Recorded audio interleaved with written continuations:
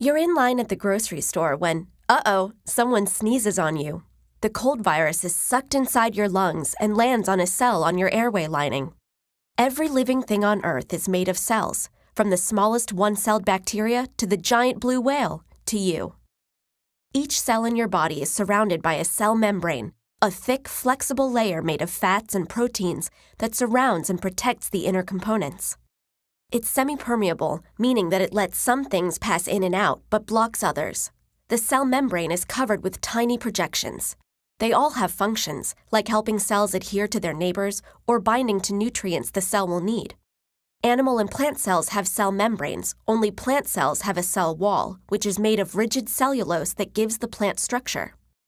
The virus cell that was sneezed into your lungs is sneaky. Pretending to be a friend, it attaches to a projection on the cell membrane, and the cell brings it through the cell membrane and inside.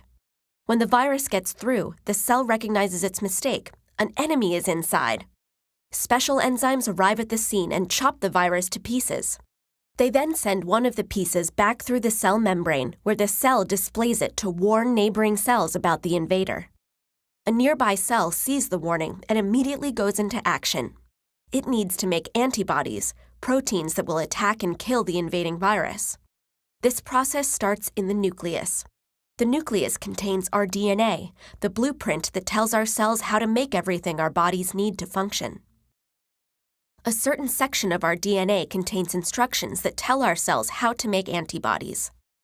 Enzymes in the nucleus find the right section of DNA, then create a copy of these instructions called messenger RNA. The messenger RNA leaves the nucleus to carry out its orders. The messenger RNA travels to a ribosome. There can be as many as 10 million ribosomes in a human cell, all studded along a ribbon-like structure called the endoplasmic reticulum. This ribosome reads the instructions from the nucleus. It takes amino acids and links them together one by one, creating an antibody protein that will go fight the virus. But before it can do that, the antibody needs to leave the cell. The antibody heads to the Golgi apparatus.